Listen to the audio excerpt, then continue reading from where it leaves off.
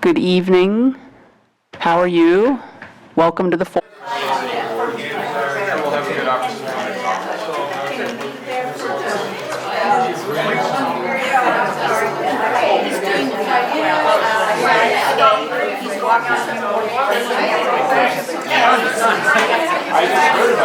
I know.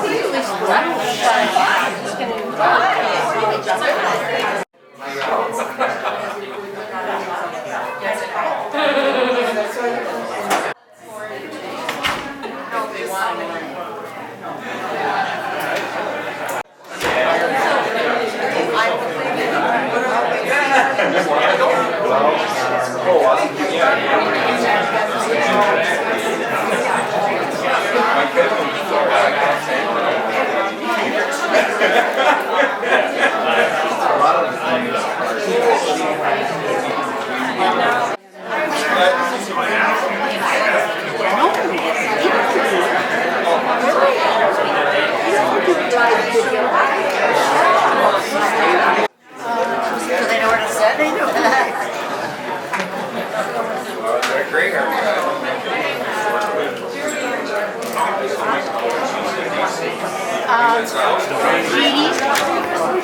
Jeannie, when we start, we'll need to see the name tag.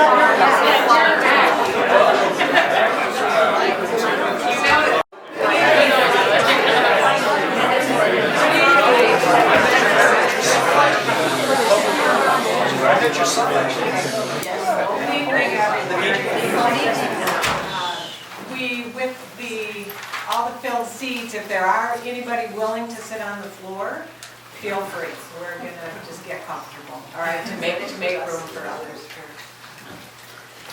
Before we begin the forum, I would like to welcome you and thank you for attending. I'll explain the question procedure to you. As you came in, each of you should have been offered a pencil and index cards on which to write your questions for the candidates. If you don't have them and wish to have them, please raise your hand and a page will bring pencil and index cards to you. Write each question on a separate card, then hold the card in the air and a page will pick it up and deliver it to our screeners. You may write as many questions as you like. The function of the screeners, seated at the far side, is to avoid duplication and inappropriate questions. If you don't hear your question asked, it might be that the topic is addressed in another question. In addition, we do have time constraints. Our screeners will attempt to include questions about as many topics as time will allow. The person sitting next to the moderator in the front is the moderator assistant, who will make sure that all candidates are asked each question in the proper rotation. The moderator, also at the front, will welcome the audience to the forum, introduce the candidates, ask the questions, and maintain a smooth flow of candidate rotation. Before we begin, each candidate picked a number out of a hat, which determined the order they're seated and the order the questions proceed. Does anyone have a question on this procedure? Does anyone have questions to be picked up? The pages to pick up. Recordings and photography are not allowed by the audience during the forum. Those you see recording are with the league and are recording the entire forum. No recordings may be used in or for campaign material or for advertising. Candidates may not use the League of Women Voters logo or name in any way or in any medium for their own purposes. No candidates, campaigns, materials, political pins, t-shirts, jackets, or hats are permitted in the forum room. The audience and candidates, everyone please turn off pagers and cell phones at this time so we have no interruptions. And there is one final rule that's real important. No clapping, no noise or other reactions to the candidate responses. We want everyone to have their full time to answer. Please be aware also that noises are picked up by our audio equipment. Thank you. Well, thank you and good evening, everyone.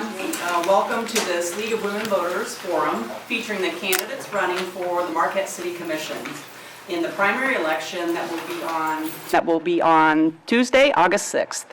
There are 8 candidates on the ballot and 1 write-in candidate vying for 2 open seats. The 4 candidates with the most votes in August will proceed to the general election. The 9 candidates in the primary election are Evan Bonzall, Margaret Brum, Barrett Engel, Sally Davis, Andrew Lorenzer, Jeremy Ottaway, Mike Plord, Nina Vandenend, and write-in candidate Cody Mayer. I'm Darlene Allen, and I'm the moderator for this evening. I'm a member of the League of Women Voters and also a resident of the city of Marquette.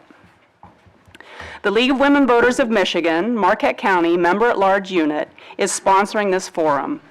For almost 100 years, the League of Women Voters has engaged and educated voters through candidate forums, voter registration drives, and voter guides. The League of Women Voters is a nonpartisan organization, and we are established to encourage citizen participation in government. Our organization never supports or opposes any political party or any candidate. We offer you this opportunity to become acquainted with the candidates and their views in order to promote an informed vote on Election Day, Tuesday, August 6th. The format for this evening has been established by our local League of Women Voters unit. Each candidate will have 1 minute for an opening statement, 1 minute to address each question, and 2 minutes for a closing statement. Earlier this evening, they drew numbers for the order in which they will make their 1-minute opening statements. And the candidates will be answering written questions submitted by the audience and collected by League members. As was stated, if you have an additional question, you can raise your hand and collect a card or pass in a card for the screeners. Our screeners may combine questions or reword questions for clarification or to avoid redundancy. And we will do our best to ask as many questions from the audience as the available time allows. Each candidate will have the opportunity to respond to each of the questions asked, so you'll hear from each of them. A digital timer will be used to display the time remaining for each response. When the time expires, a red light will flash and the speaker must end the response. I will then move the question to the next candidate. There will be no comments from the floor during this time. During this forum, candidates are asked to respond only to the questions asked by the moderator and to be respectful of the other candidates. Active debate with other candidates will not be allowed. The views or candidate statements provided in this forum are those of the candidates, and the League takes no responsibility for them. The League of Women Voters does not endorse or oppose any candidate or party. We request that members of the audience also remain respectful of the candidates and the forum format. Please turn off cell phones and refrain from taking photographs or recordings during the forum. No campaign clothing, buttons, or signage are permitted during the forum. And to provide more time for questions, we ask that you hold your applause until the end. This forum will be live streamed to our local league Facebook page and also will be video recorded and made available for viewing on our local league website and also the Marquette City's election webpage. And for information on those links, there's a sign out in the hallway that you can see those links so you can connect in or let others know that they can connect in and watch the forum. The Marquette City Commissioners serve 3-year terms and may not serve more than 2 consecutive terms in office. The commission represents the citizens of Marquette. They're charged with governing the city.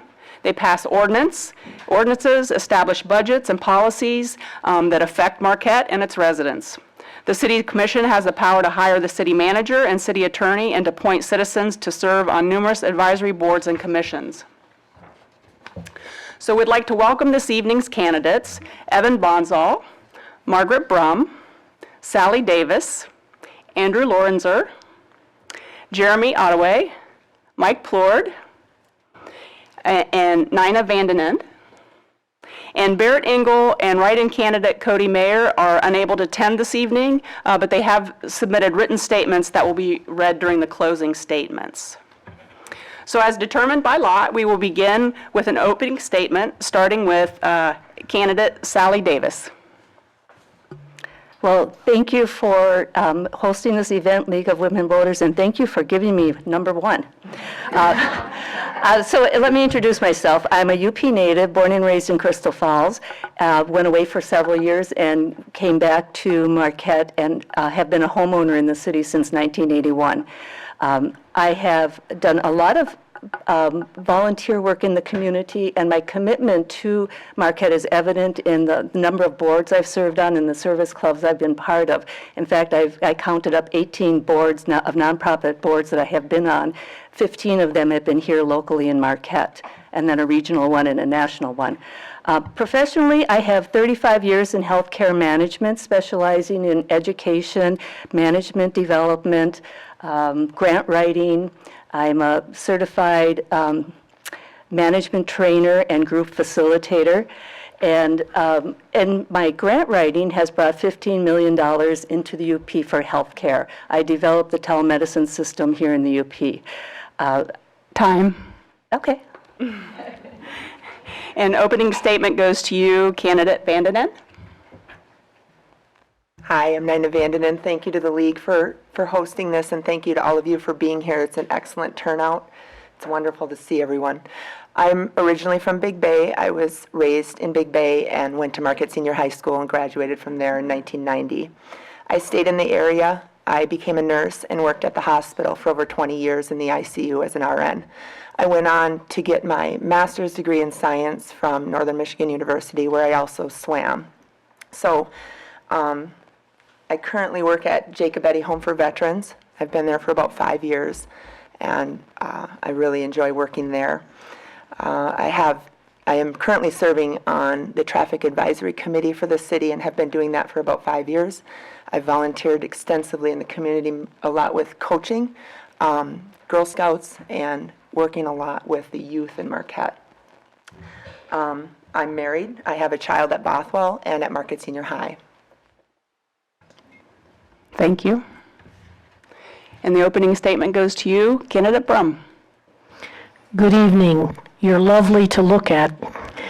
Seriously, it's nice to come here and see everybody here. My name is Margaret Brum. My nickname is Mickey. If the name sounds familiar, there's been a Brum family in the city of Marquette for over 95 years. My grandfather, Ike Brum, served on the commission. He was also mayor. My uncle, Okie Brum, served on the commission as well. So my family has a history of public service. I currently work as a international corporate patent attorney. Therefore, I have no clients or business interests within the Upper Peninsula of Michigan. That means I'm independent of any financial concerns locally. Born and raised in Marquette, Parkview Elementary, Graveyard Junior High School, Marquette Senior High School. I want to serve on the commission because the commission impacts every decision of importance within the city of Marquette. And as Marquette goes, so goes the entire Upper Peninsula. Thank you very much. Thank you. Opening statement goes to you, candidate Plord. Thank you. It is great to see everybody here. Thank you so much for coming. I'm Mike Plord. I have served on the City Commission previously, and I'm hoping to do that again. I spent 31 years in the Department of Corrections as my regular career, 17 of those at Marquette Branch Prison. The other years at Munising and Baraga. I opened up Baraga as a lieutenant back in 1993. As a matter of fact, I didn't graduate in 1990, by the way. I graduated in 1971. And I say that because I'm also, obviously, I'm a senior, and I'm very, very attuned to senior issues. And have been attuned to senior issues for many, many years. There's going to be some very tough decisions coming up. I've been involved in tough decisions as a member of the City Commission in the past. The tough decisions I think a lot of people are aware of is what are we going to do with the waterfront? We have Lakeshore Boulevard to look at. We have the two power plants going to look at, but we also have a water bill coming up. And you've seen a water bill. There's going to be another vote coming up on that. I want to be involved in that. I want you to put me there. Thank you. Opening statement goes to you, candidate Ottaway. Thank you, League. Thank you, everyone, for coming. This is my third time in a row running for City Commission. I can tell you this is the largest forum we've had in my time being here, so it's great to see you all here. Just a little background on me. I'm a Marquette guy. I've lived here since I was 5. Went to Whitman Elementary, Graveyard Middle School, Marquette Senior High, graduated in 2002. Represent NMU, graduated with a degree in political science in 2006. Currently, I serve on the Marquette Downtown Development Authority, as well as the Marquette Board of Zoning Appeals, where I'm the vice chair. I've really wanted to get involved and be active in the community, and that's kind of why I started running in the first place. It was important to me to, get some diversity. When I say diversity, just not older people on the commission, not younger people, but just I felt like I needed to do something. So that's why I decided to run 3 years ago, and that's kind of why I'm still here now. And I'll probably continue running until I get it. So one of you guys maybe vote for me. Thank you so much. Thank you. Candidate Lorenzer, the opening statement goes to you. Thank you. Thank you to the League of Women Voters. Congratulations on 100 years of public servitude. I'm really encouraged by the resurgence of community leadership, especially in your chapter, because I believe that's emblematic of some of the opportunities that Marquette has going forward. You'll be able to elect 2 commissioners who will help define the direction and the identity of Marquette for the next 20 to 30 years. So that's why I'm running. I'm running for the future. I have lived in Marquette for virtually my entire life. I started a small business downtown when I was 21 years old. I worked in journalism. I worked in the nonprofit sector. And I currently work at Center for Native American Studies. And I'm really looking forward to the opportunity to be able to channel some of those career skills in leadership and community engagement and public relations to advocate for constituent engagement and government accountability and transparency. So thank you so much for having this forum. Thank you. Candidate Bonzel, the opening statement goes to you. My name is Evan Bonzel. I grew up in a working class union family right here in Marquette. My dad was a cop, my mom was a secretary. I went to public schools and graduated from Marquette Senior High School in 2015. My mentors, John Kivala and Tom Baldini, first got me involved in city government when I was still in high school.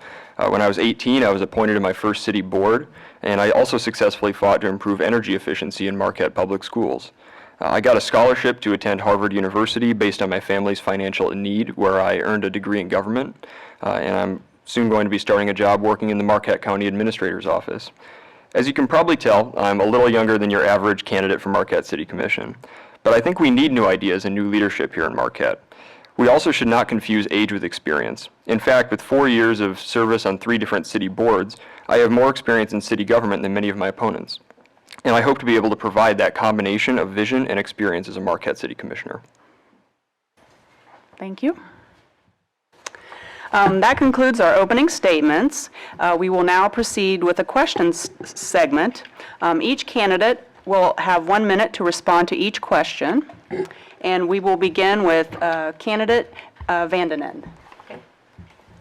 So the first question is, what specific steps would you take to protect the remaining lakefront for public use? Hi, thank you. So the lakefront is the main issue I do see. I have people ask me about the lakefront a lot. So I am for responsible development of the waterfront and keeping it as public as possible. I'm not a big fan of the large buildings on the lakefront. However, I know that we need tax base. 50% of Marquette is not taxable, meaning places like Northern Michigan University and churches do not pay property taxes, so a lot falls on the homeowner. So we need, we do need, some tax revenue in the form of condos and such like that, but I'd like to see it done better than what it has been done. I'd like to see maybe not quite as large of buildings on the waterfront, and having it more proportional to what's down there and not out of proportion. Okay, thank you. Thank you. Candidate Brum, the question goes to you. The lakefront is the most important feature of Marquette. Without the lakefront, we're just another small town in the Upper Peninsula of Michigan. That being said, if you start on my street, Magnetic Street, and walk down to the lake and go either to the left or the right on the bike path, you can walk along the lakefront all the way out to Harvey. You can walk along the lakefront all the way out to the island and around and back. There's full public access to the lakefront. Yes, there's been a tremendous amount of building down there, but they have maintained public access even around the Hampton Inn, even around One Marquette Place. It's not ideal. All of us would like a pristine lakefront with nothing built there. However, the fact of the matter is, without that investment in the new buildings, Marquette could have withered and died as so many small towns did. As long as I am a commissioner or a citizen, I will fight to keep access to the lakefront open. Candidate Plord, the question goes to you. Thank you. I'm opposed to anything built on the lakefront at all. We do need to move Lakeshore Boulevard inland. It's an issue with the weather, especially in November, as everyone knows. I know the City Commission is working on, and I was part of that originally, moving the lakeshore in and doing the job permanently so that we don't have to close Lakeshore Boulevard at all year long. Other than that, all I want to see on the east side of Lakeshore Boulevard, between Lakeshore Boulevard and the lake, is beaches and parks. I want nothing else. Candidate Vanden Ende and Candidate Brum also are correct. We do need tax revenue, but to me, the lakefront is more important to the people than to sell that for, and I'm not saying that that's what they're saying, but what I am saying is I don't want to put that out for tax revenue whatsoever. We can find better ways to do that. So I want to keep beaches, maybe make more beaches, keep parks, but leave it as it is. Candidate Brum is absolutely correct when she says that lakeshore property is essential to Marquette. Candidate Ottaway, the question goes to you. Yeah, I think it's a great question. It's one we see all the time. Everyone wants to protect the lakeshore. We would be crazy to come up here and say, well, I want to put condos up. We don't want the place to be Traverse City. That's what every single person here is saying, right? Marquette is not Traverse City. It's never going to be Traverse City. It's always going to be Marquette. The important thing to understand when we are actually talking about this issue, though, is public versus private use. Okay, so we're very fortunate. We have a ton of public access. We have more than most coastal places do. My opinion, our public access needs to stay public. We don't want to sell that property off. We can sell any property we want as a city, and thankfully I think we have a city manager and a commission now that doesn't want to touch that public property, including the Shires Planetarium, which is most likely going to stay public once it's torn down. Or not the planetarium, sorry, the power plant, Shires Planetarium, that'd be crazy. But not to scare everyone, the other power plant, however, though, that's privately owned. So we can't dictate what happens there. If they want to build something else, that's totally up to them. We just need to guide them in the right direction. The planetarium's safe. Candidate Lorenzer, the question goes to you. Yeah, I think this is one of the most commonly talked about issues when I'm door knocking is what do we think about the shoreline development? And I believe that everybody here is probably on the same page in Marquette City Commission as well, is that on the east side of the Lake Shores Road, I think we all oppose high-rise condo developments on the shoreline. And but what I would like to talk about, I think, is kind of the sore anticipation that we didn't adequately prepare that the city would lose tax revenue from the We Energies power plant and the decommissioning of the Shires power plant as well. So right now, the only way that the city generates tax revenue is through property taxes. And that's concerning. So I would like to find different ways to develop tax revenue where we don't have to rely on some of this development. Marquette is a very distinct place where we value that shoreline, and I hope to protect it. And Candidate Bonsall, the question goes to you. Well, we need to grow, we need to develop, we need to expand our tax base. But as we do so, we need to make sure that we're not sacrificing those unique assets that make people want to live here in Marquette in the first place. Our public lakeshore, our trails, our forest lands, and our affordable cost of living. And I think that we need to outline a set of principles with regards to lakeshore development and not deviate from them. For example, I would not be in favor of any development on the lake side of the street, especially with Lakeshore Boulevard being moved in and relocated. We're going to have to be very clear that that's going to be a standard that we're setting. I also think that we need to be much more proactive about engaging the public in decisions about lakeshore development in the future. The reality is that, I mean, I read the newspaper every day, and even I was a little surprised when suddenly suddenly we saw high-rise condos going up at Founders Landing, especially when I serve on the Brownfield Authority. The original Brownfield plan for Founders Landing did not provide for any development on the lake side of the street, except with the exception of what eventually became the Hampton. But of course, that's changed, so I think we need to just hold a set of principles.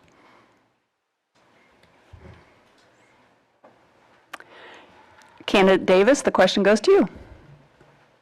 Well, I'm going to sound like a broken record, but nobody, including all of us here and any of you in the audience, or anyone in the community wants to see more development on the beach of Marquette. Marquette has 10 miles of beach, of Lake Superior Beach, and 95% of that is currently open to the public.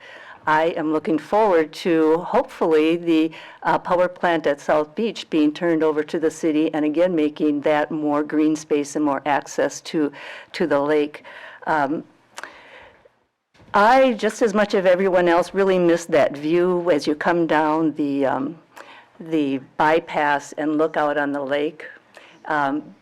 But that planning happened in the late 1990s and 2000s, and we are finally at this point seeing the accumulation of that planning that happened, and it was a development up into Hampton Inn. Those were people that, oh, I'm out of time. Yeah, thank you. And I would like to mention, candidates, if you need me to repeat the question at some point, because we have several candidates, you can let me know that. So we're going on to our next question then, and we will begin with candidate Brum. And the question is, what specifically do you plan to do about housing affordability in the city?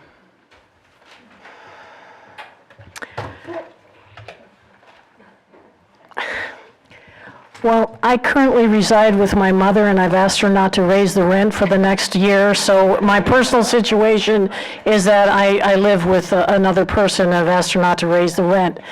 All kidding aside, the best way to deal with housing affordability is for the City Commission to provide incentives and to encourage the growth in Marquette of small to medium-sized technological businesses that will bring in enough of a payroll so that the average person in Marquette can earn enough money to provide a home for themselves and their family.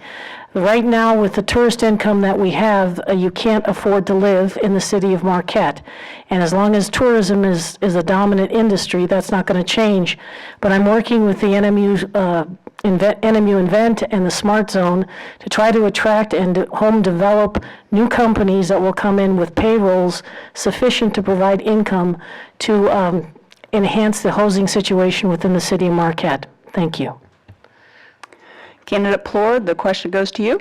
One of the things that we need to do is make sure that we put into any development contracts what exactly, when it comes to apartments or rentable housing that developers want to build, we need to put into the development contract exactly what they plan to charge for rent. It's one of the mistakes that's been made in the past, and it's not really a mistake, it's just that it didn't seem to be necessary, but that has become necessary of late because sometimes builders will say one thing and then do another. Imagine that.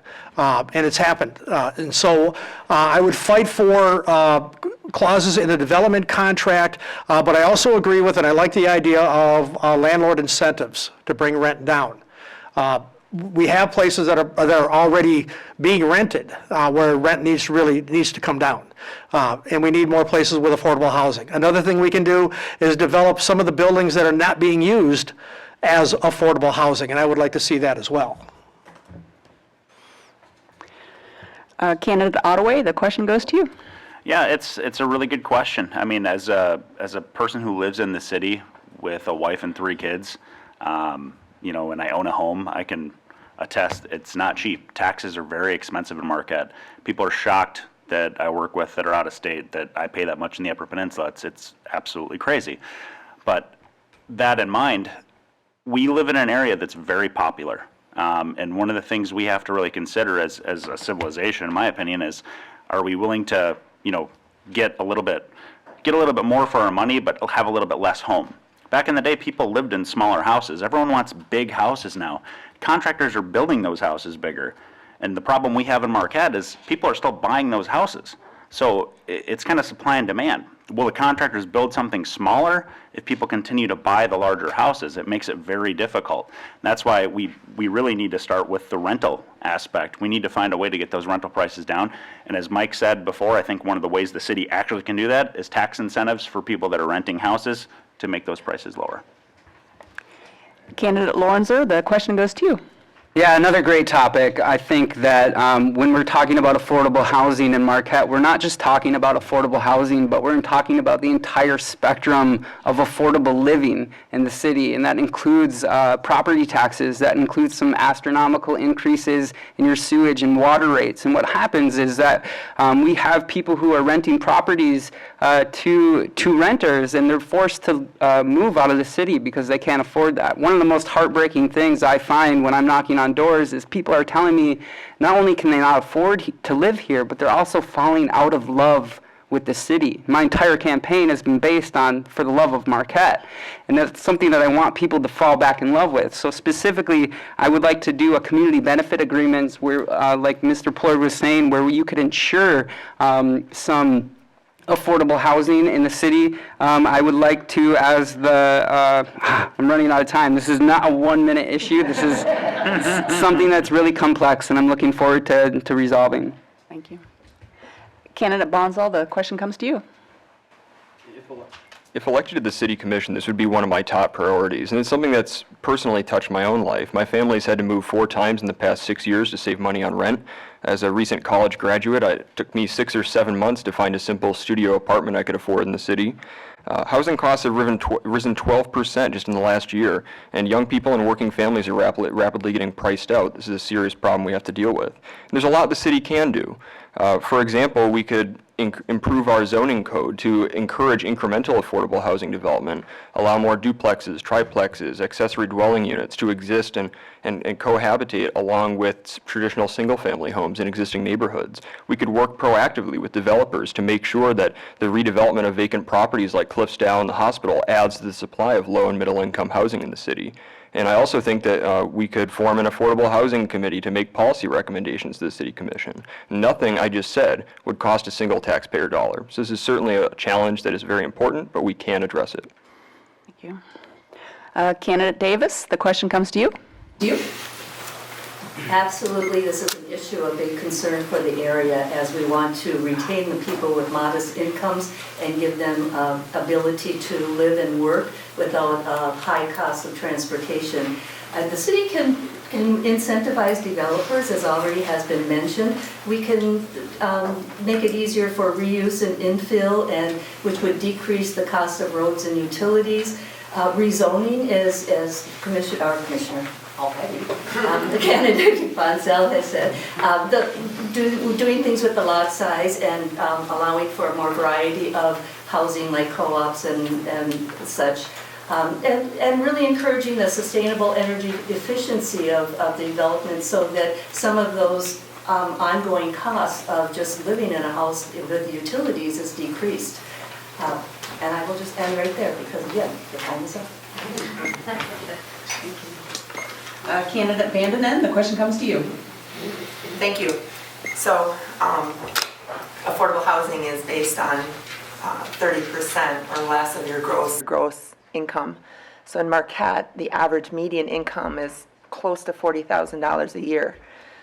So people should be paying, around $900 in rent or mortgage a month, and the houses that are available are much higher than that. So it's been very difficult for people to find homes. So, but income is the primary factor that determines housing availability.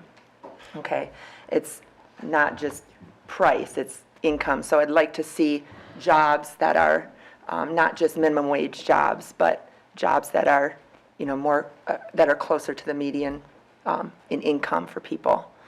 So, and again, my time is up.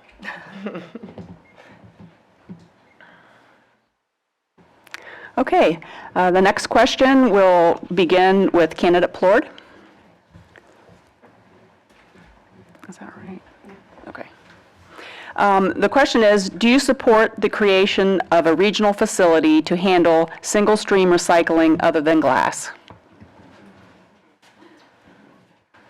Would you repeat that, please? Do you support the creation of a regional facility to handle single-stream recycling other than glass? I do support that. We have waste management. I've worked with waste management as a city commissioner. I know waste management isn't popular with everybody, but I do know Brad Austin is working very, very hard for single stream. I like the idea of single stream. I like the idea of recycling glass. It was a huge issue for a while and still is. And I support the creation or the changeover of the existing facility or creating a new facility so that we can recycle and recycle glass. What you may not know is less than 50% of the households in the city of Marquette actually recycle. And it's fascinating to me when I found that out. And of those, probably half of those people don't recycle all the time. They only recycle once in a while. So I'd like to see everybody, getting more people recycling, and that's part of the problem. We need more people to recycle. Thank you. Candidate Ottaway, the question is yours. Yeah, so it's a question that's been posed before.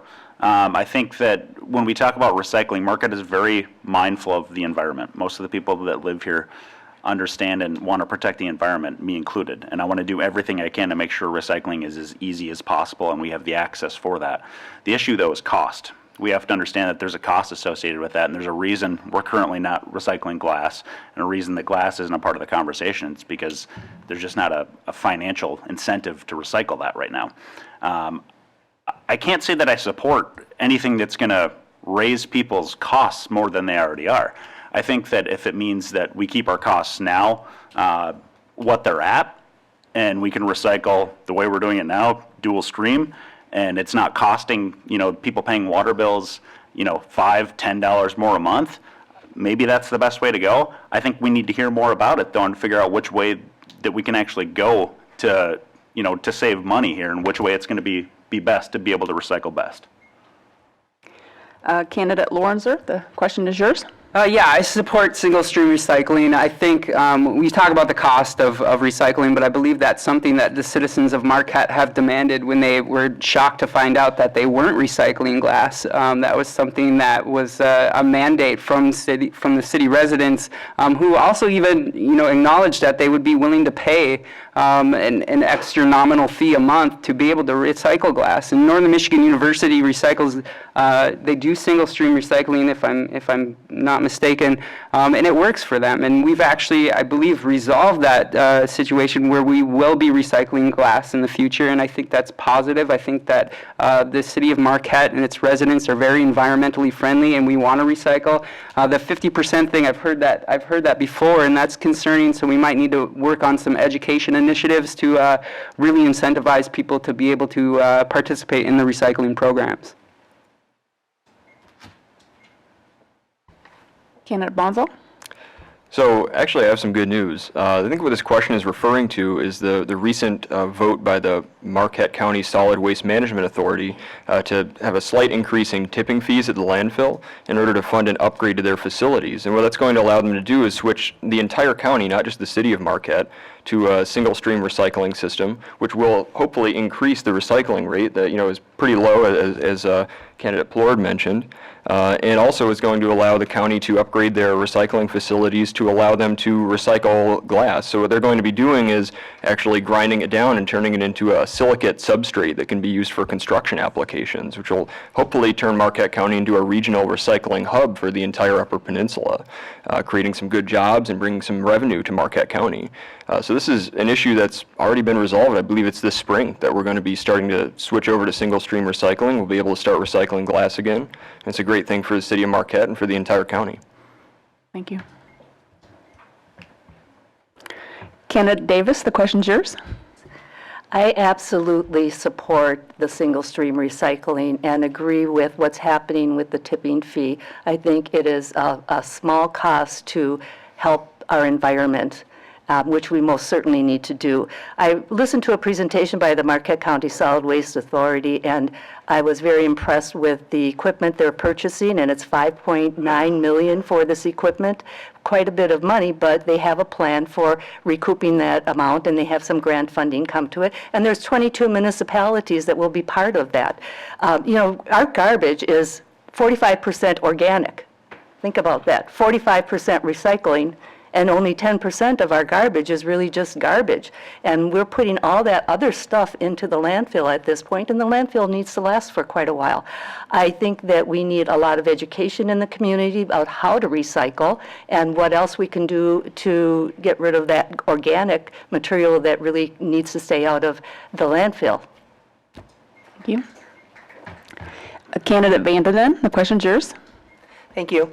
So I actually did attend the City Commission meeting where Mr. Austin gave his presentation from Waste Management on the single stream. It was very informative. It was also video recorded and posted on the website, so I encourage you all to watch that. I definitely support the single stream that they're proposing. They do have some grant money to pay for it. They also want to bring in not just other municipalities in the area, but other counties. Houghton County, they've already talked to them about having them bring their recycling to our facility and paying us for that. Also, what I learned from Mr. Austin is we have to change the vernacular on recycling glass. It's like Candidate Bonzo said, it's repurposing glass. We don't recycle glass, and that is not in the future. It's grinding it up and using it for another application. But I definitely support what was already decided on, basically. Candidate Brum, the question's yours. I support recycling. We have a compost pile at home. I would encourage everyone to get a compost pile. It will reduce the amount of waste that you put into the landfill every week. I have very great concerns about trusting the people who were doing our recycling with future recycling. I sat in on the meetings of the City Commission where they flat out admitted that they had kept from the city the fact that they had not been recycling glass for not just a month or 6 months, but for several years. Keeping in mind that not only did the management keep it from the city, the workers kept it from the city.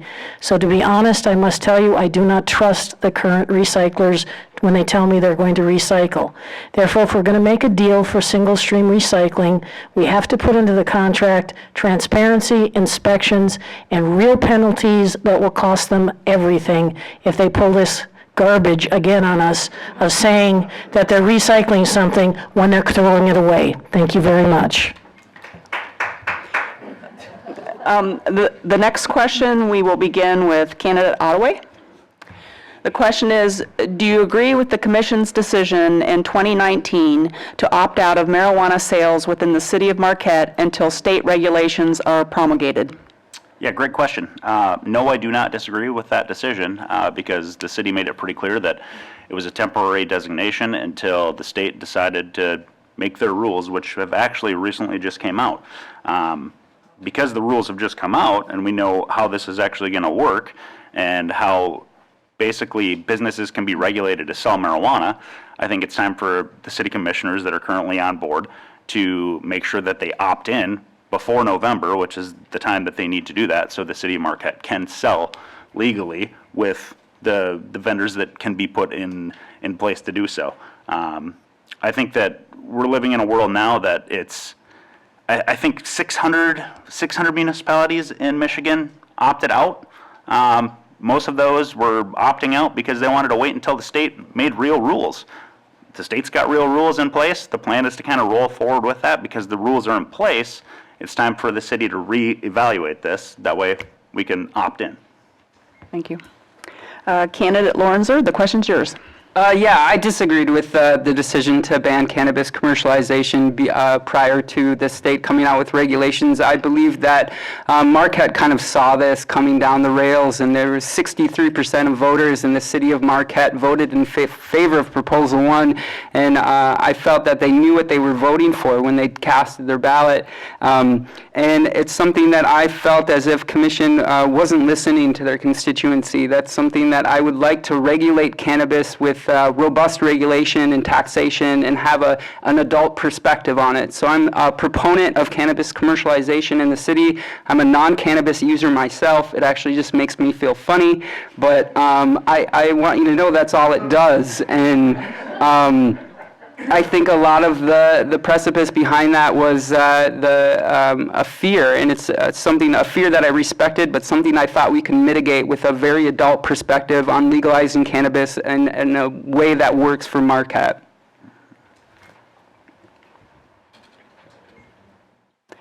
Candidate Bonzel, the question's yours.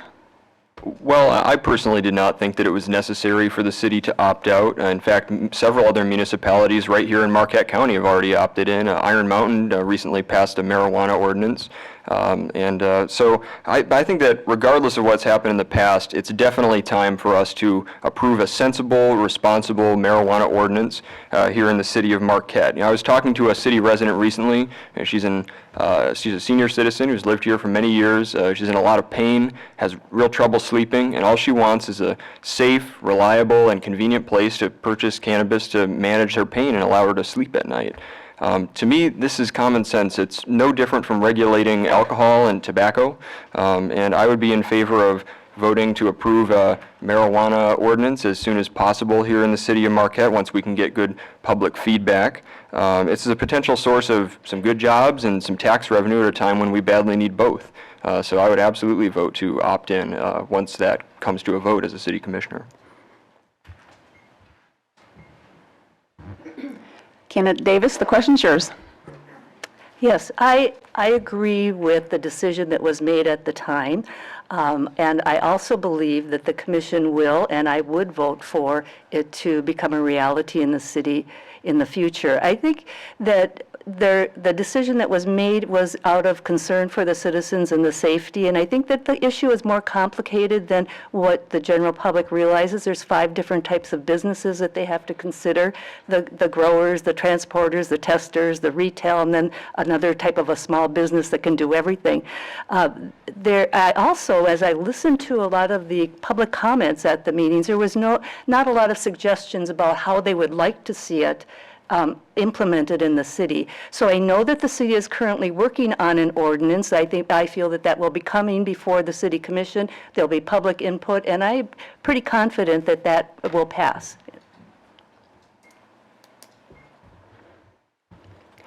Candidate Vandenen, the question's yours. Thank you. I feel that this will be voted on before we get elected or not elected, but as a nurse practitioner and a nurse in the community, I am against marijuana retail sales in the city. We will not see direct tax dollars from that. There will not be a city tax on that. I met with Mike Angeli about several issues before this forum, and he told me that the taxation from that goes to Lansing, and then Lansing decides where the money goes. It very well likely would not come back to Marquette. Like I said, I probably will not be the one that votes on this, but if I were to vote on the retail, specifically retail marijuana in Marquette, I would vote no. It's already legal in the state of Michigan. That's already happening, but as a nurse practitioner, I cannot agree with that. Candidate Brum, the question goes to you. I agreed with the City Commission decision to delay implementation of ordinances in Marquette permitting the retail sale of marijuana until such time as the state promulgated their own ordinances. For my number one reason is, with all due respect to candidate Bonsel's statement that it's no different than alcohol or tobacco in terms of regulations, it is extremely different in that there is not one bank or credit union in the Upper Peninsula that will allow you to put money from the sale of marijuana into that bank. In other words, if you listen and read to what happened to Colorado when they went to this, that's all cash all the time. No bank will touch marijuana money because it is still regulated as a very dangerous narcotic. Therefore, these banking regulations have got to change along with the state, and it was foolhardy for the city to take the lead on that, leading people into opening up marijuana shops full of cash, and then having the state come along and say, no, we're going to regulate it differently. Thank you. Candidate Plord, the question goes to you. I was part of the discussions that led up to that. I was not on the city commission when the vote was finally taken, but I was part of the discussions, and candidate Brum is on the right track. We're talking about what the city commission decided to opt out. One of the main reasons why they decided to opt out is because they needed to see where the state was going to go with this. And when I said she was on the right track, do we pass ordinances that we have to basically change or abrogate, just unpass, so to speak? Or, and are we spinning our wheels on this? Why do we spin our wheels on this when we have a lot of other things we really need to do? So the city commission ultimately made the decision that at that time that we're going to wait and see what the state says. The city commission, I think, for most people, are not opposed to the sale of marijuana in the city, but also, as candidate Davis has said, it's a lot more complicated than most people realize as far as making a decision to write ordinances. So I agreed with that. The next question, we will begin with candidate Lorenzer.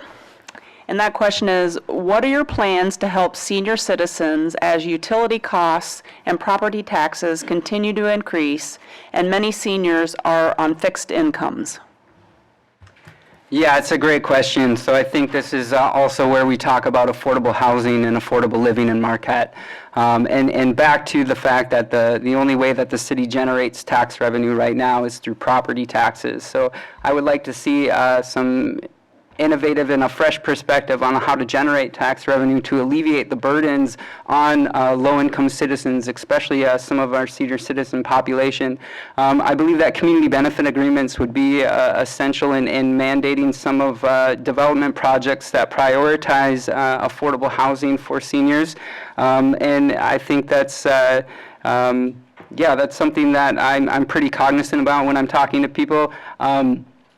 And it's broad generational. It's not just senior citizens, but it's all walks of life. But that's definitely an important demographic within who are suffering from the unaffordability in our city. Absolutely. Okay, thank you. Candidate Bonzel, the question goes to you.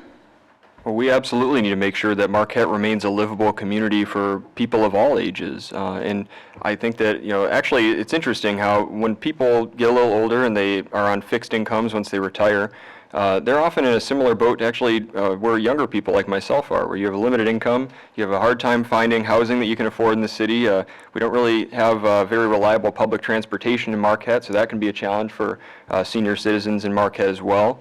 And certainly, making tax payments, and as your valuation of your home continues to climb and you owe more and more in taxes every year, paying for increased utility rates as they raise water rates and sewer rates and electric rates, it's a huge challenge. We need to make sure that we can maintain the infrastructure we have here in the city before we start building more. We need to be fiscally responsible to make sure that tax increases and further utility increases are not necessary.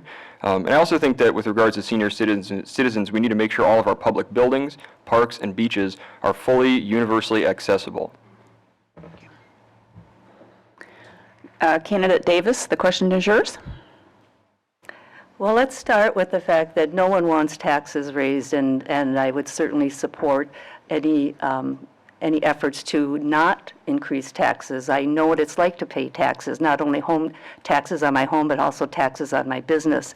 The city has a zero-based budget, and it's more and more difficult, especially within the next 5 years, to keep that budget where it is and still provide all of the safety and public services that we need to provide.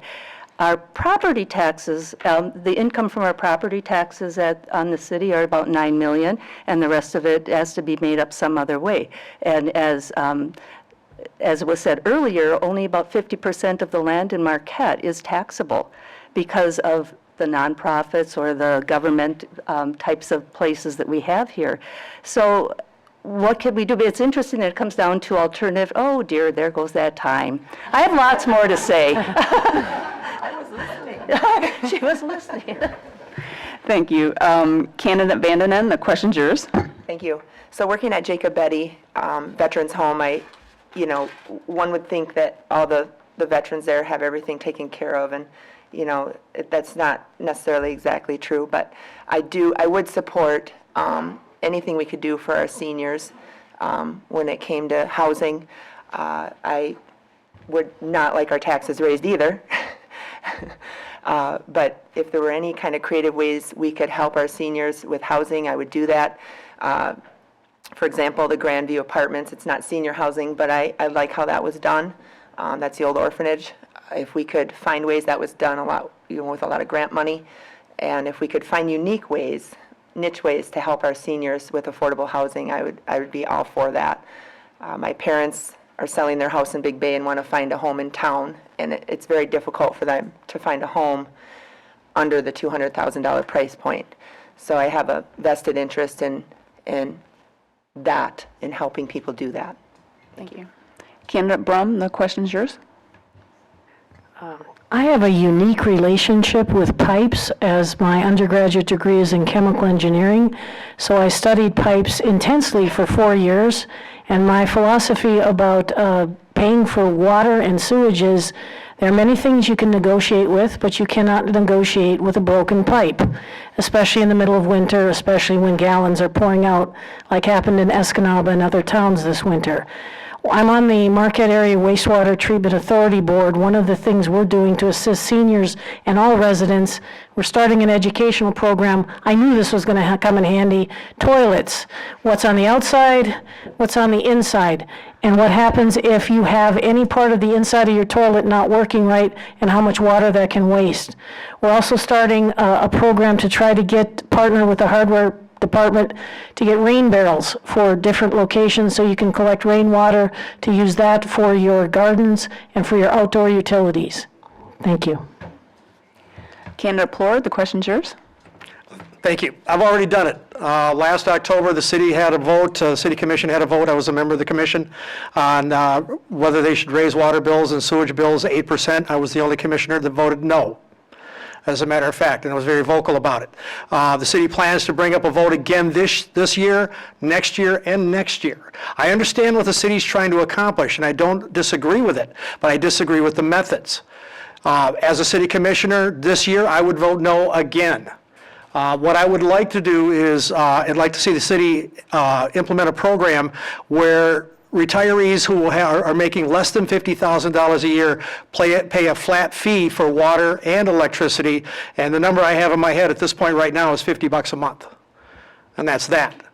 And we can move along as far as other people are concerned. I think that other people it's better for other people to pay. We need to fund these things, but we have to find better ways to do it. Candidate Ottaway, the question is yours. Yeah, it's a great question for our audience. I think we have a lot of senior citizens in the audience, and I know it's a huge concern for me, just looking at the audience members when it comes to tax cost and water cost, because I know my water bill's high, so I'm sure everyone here is very high as well. And everyone's got a limited income that's probably in this room, including seniors who typically are retired and don't have the money that working class folk do. I really would like to see a way for us to stop talking about, well, I don't want to raise this cost anymore. I don't want to raise taxes. How can we get the cost to go down? Nobody ever seems to want to talk about that. I think there's other ways to really create revenue in this town, and I think that we need to stop relying on the citizens, the 50% tax base that pays the cost of everything here, and find ways to bring money in from the tourists that are coming into this town and spending a lot of money. And there's things like maybe getting some income from hotels, maybe doing, I can't sit here and say I have all the answers, but I'm going to say that I want the money to go down as opposed to stay the same. Thank you. Thank you. We'll move on to the next question, and it will begin with candidate Bonzel. Marquette's unique sense of place is one of its greatest assets. How would you promote and enhance the identity of our area? Well, Marquette certainly is an incredibly unique community. I was born and raised here. I grew up swimming down at McCarty's Cove and skiing on trails here in the area, and and that's why I chose to stay here after I was done with college, is because there's honestly nowhere else in the world I'd rather be. I think that, sort of like I mentioned earlier, we're going to grow and we're going to develop as a community, and then that's a good thing. It's better than the alternative that many other communities in the UP are facing. But as we do so, we need to make sure we're doing so in a balanced way that preserves those unique qualities and make people want to live here. Our public lakeshore, our affordable cost of living, our trail system, the forest lands we have, especially the Heartwood property on the south side of town. It's a tremendous asset that we have that we need to preserve. And so I think that as a commissioner, we always need to be looking not just a year or two ahead or thinking about this year's budget, but really thinking about 30, 40, 50 years ahead and what kind of community we want to live in. Thank you. Candidate Davis, the question goes to you. There's no question that Marquette is unique. I'm surprised about the question because I thought we were doing such a great job in this community. I mean, we get tourists and we have all kinds of amenities and we have all kinds of opportunities for tourists to come here. We also have a great place for people to move to, and I would just suggest to you that Marquette needs to worry about their infrastructure for a large increase in population. The place in the United States that is going to be most attractive as our climate change happens is Michigan because of our great waters. And there will be an increase in temperature in the next 20 years. If in the state of Michigan, it will increase of 8 days of temperatures over 90 to 34 within 20 years. So that, I can't tell you how many people I sold wristbands to at the International Food Fest that's saying, I'm here from Illinois because I'm trying to get away from the heat. So I think we need to plan for those kinds of things and plan for more tourists and plan for more residents to move to this area. Candidate Vandenen, the question's yours. So promoting our area, I would definitely showcase our waterfront as we already do. I would showcase our wonderful trail system. We have over 100 miles of trails here. I'm a member of the NTN. I was on the trails this morning, and that is a big attraction. There's a lot of races, bike races. There's a lot of things that happen on the trails. The other thing I would promote are the trades. We're both a tourist community and we're a trades community with the mines that we have in our area and the railroad. There's a balance there, and we've had that for 100 years. It's been so. But I would definitely try to get promote the trades and promote trying to get some maybe some tech companies in our area, that would pay more than minimum wage jobs. And time's up.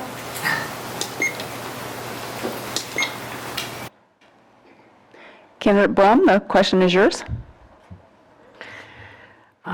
There's enough videos of Marquette above the water and under the water that you could have a 24-hour-a-day channel that just says how beautiful Marquette is. But people, when they talk about moving to an area, they want to know the infrastructure is sound, that goes to sewer and water. They want to know there's work and that there's work at a decent rate so they can afford to support their families. I'm in favor of spending more time advertising the human capital we have here, the universities we have access to, the Smart Zone, the NMU, Invented NMU, the fact that we've got homegrown inventors like Dr. Mark Songer, and we've got organics out at Gwynn that are making world-class products here in Marquette. We don't spend enough time talking about how smart we are. We don't spend enough time talking about how skilled our labor and workforce is. And if we doubled and tripled the advertising budget on that, I think we'd expand appropriately. Thank you. Candidate Plord, the question's yours. Thank you. We've got some organizations that are really doing a great job already, and as a past city commissioner, I've been involved in supporting those. The city commission really does support the Downtown Development Authority, Travel Marquette, the New Cayman and Trail Networks. They do a fabulous job. What I would like to do personally, though, is help people understand what it really means to be a Youper. Which is important. And I think, if you eat a pasty because you like them, and not because that's what Youpers do, then you're a Youper, you take part in the local craft beer, you take part in all the festivals that we have, you take part and do all the things that we do. Maybe you like to hunt and fish, maybe you don't. Not everybody and not every Youper likes to hunt and fish. Just to try to teach people how to be Youpers and how to get along with the rest of us. Because, yes, we like tourism, but no, we don't. Yeah. Because they're not Yoopers, and we like Yoopers, and we know who we are. So try to help them understand who we are, I guess is what I would do. Candidate Ottaway, the question is yours. Can you ask the question again? Sure. Thank you. Marquette's unique sense of place is one of its greatest assets. How would you promote and enhance the identity of our area? Okay, so it's a great question, and it's one of the things that I think when you're a city commissioner, you have to promote this place. I mean, look at how many of us are up here running for this office. We all want to promote Marquette. We all love Marquette, and even just looking at Andrew's campaign, it's love Marquette, right? That's your big thing, and it's great. I mean, that's the reason we're all up here doing this. I think that everyone talks about, the biking community. They talk about the lakeshore. All those things are great. We see that stuff on TV. You see Pure Michigan ads. I mean, Black Rocks is on there this year. It's awesome. Great. I'm on the DDA, and I'll tell you something. Marquette's downtown, our businesses, I've traveled everywhere. We have one of the greatest downtowns there is. It is beautiful. The businesses we have there, the business owners, they're all engaged. I guess I would really like to see us just promote that a little bit more. I mean, the DDA promotes it already, but I would really like to see it on a larger scale. People come to Marquette because of the water. They come because of the bikes. Start coming because of the businesses. They're pretty special. Thank you. Thanks. Candidate Lorenzer, the question is yours.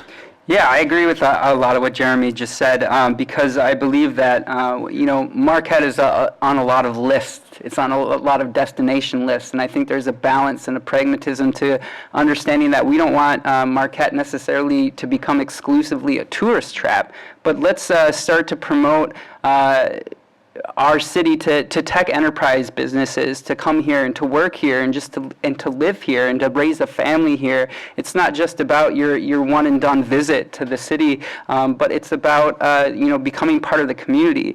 And so I think the best way to do that is to get the voices of every single constituent of every voter to the table and to understand that the direction and the identity of Marquette is exactly what we're up here advocating for, and it's what City Commission fights for every day. So I believe that we have the opportunity to really define that for the future, and that's something that I'm looking forward to do. All right, we will move on to the next question, and it will begin with Candidate Davis. The question is, what do you see as the city's responsibility towards our homeless population? The city is one partner in the solution to our homeless population, and we need to care about all the safety of all citizens, including the homeless.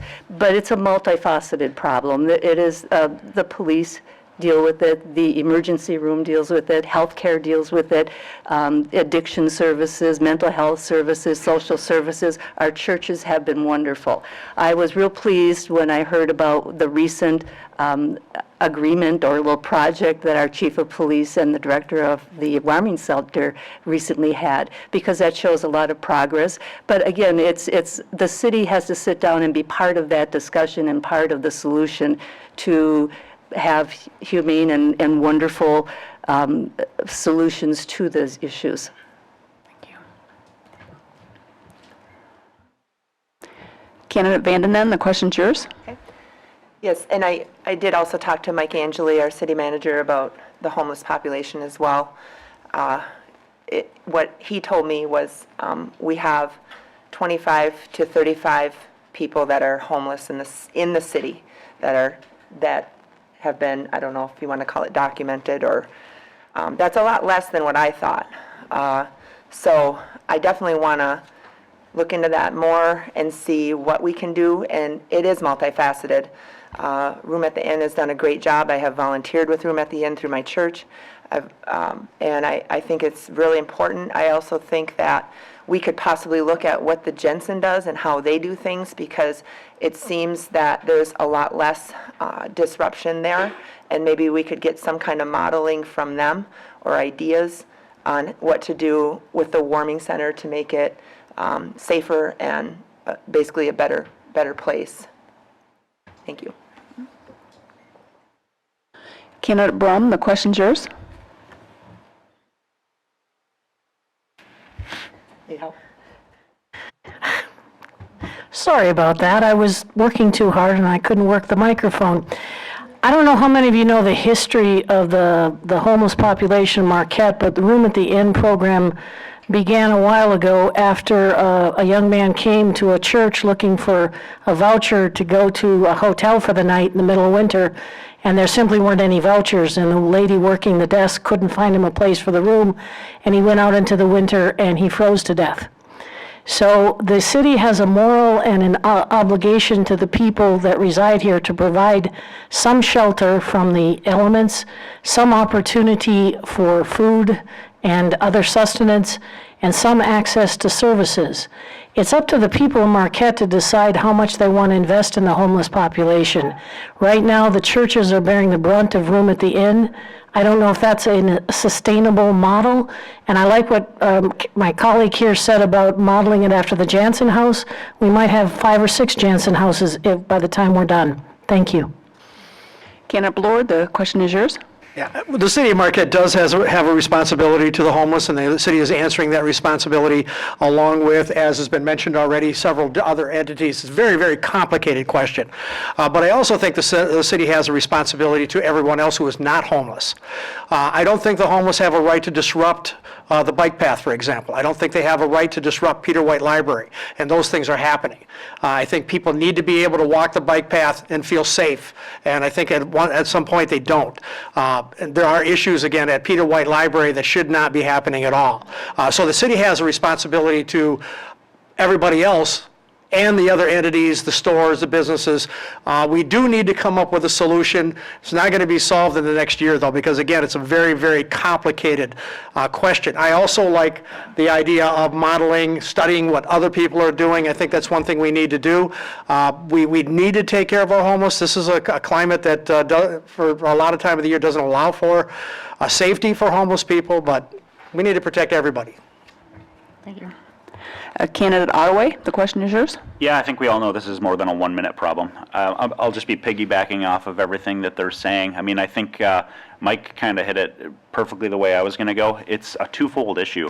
I think we need to just be conscious of the stigma that is around homeless people. People are, I mean, I travel everywhere with work. I see homeless people everywhere, and everyone is, the general public is afraid of the homeless, and they don't realize that a lot of times people aren't homeless that long, and they don't realize how they got there.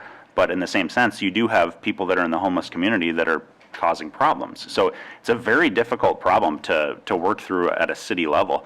I think that we have to hit the main bullet points. We have to make sure that the people in the community are safe. We need to make sure that the homeless people are safe. How we do that, I think, is basically based off of what the community is willing to contribute, and kind of what Marquette's doing now with the churches and the Room Within and everything else. It's just a twofold problem. Thank you. Candidate Lorenzer, the question is yours. Yeah, it's a great question. I actually had the opportunity to sit down with Nick Emmendorfer earlier this morning, and we talked about the homelessness population in Marquette, and he's making some great strides with rebuilding that relationship with the police department. One thing when we talk about the homeless population in Marquette is that the city isn't doing much for the homeless population at all. The Room at the Inn does as best as they can with the resources that they have available, but we are kind of perpetuating the stigma against homeless people by assuming that they're a homogenous group of people. And the cause of homelessness is really complex. It's multifaceted, but the solutions to it are pretty simple. What Room at the Inn is asking for is some very simple solutions. They need better transportation to and from their rotating shelter. They need to be a permanent homeless shelter. There's a thing called a Housing First Initiative, which is championed by liberals and conservative, and it makes the city eligible for HUD grants, which is what the city needs to do to aid the homeless. We are only as good as the city and healthy as the city as our most vulnerable and least fortunate citizens. Please hold your applause. Candidate Bonzel, the question is yours. Well, first of all, I think we need to recognize that homeless people are not a problem. They are human beings who are deserving of dignity and respect. Homelessness itself is not a problem. It's a symptom of much larger societal problems that we have, such as addiction, mental health, the lack of affordable housing, poverty.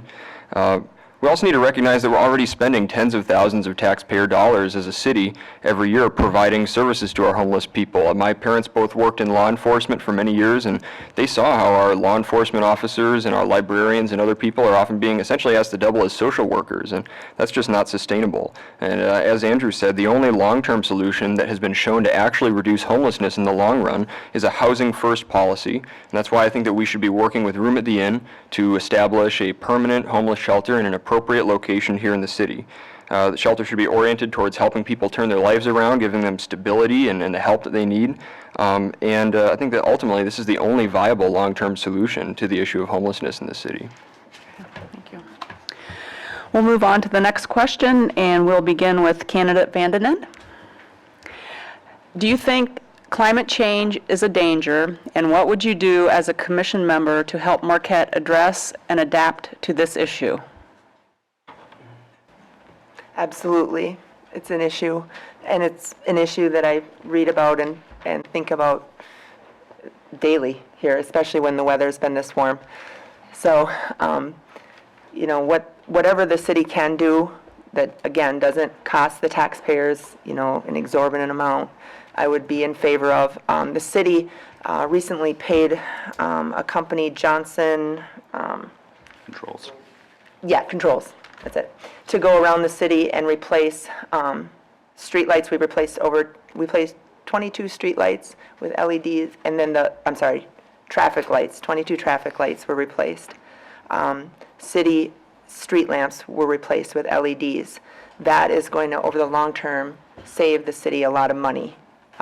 We obviously paid them to do that, but it will come back to us. I am in favor of these kinds of decisions that the city has made.